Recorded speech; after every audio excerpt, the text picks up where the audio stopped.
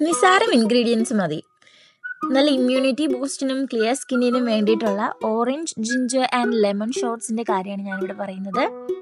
Social മീഡിയാസിലൊക്കെ ഒരുപാട് പേര് ഇത് ട്രൈ ചെയ്യുന്നത് ഞാൻ കണ്ടു. അപ്പം ഞാനും ഉണ്ടാക്കി നോക്കാം. ഞാൻ അതിന് വേണ്ടി എടുത്തിരിക്കുന്നത് ഒരു ലെമൺ, 3 ഓറഞ്ചസിലെ ഏറ്റവും മധുരമുള്ള ഈസി പീലേഴ്സ് എന്നറിയപ്പെടുന്ന ഒരു ഓറഞ്ചസ് ഉണ്ട് ഇവിടെ, അത് തന്നെയാണ് എടുത്തിരിക്കുന്നത്. ആൻഡ് ഒരു ബിഗ് ചങ്ക് ഓഫ് ജിഞ്ചർ. നല്ല രസമുണ്ടല്ലേ ഈ ഓറഞ്ചസ് ഇരിക്കുന്നതാണ്.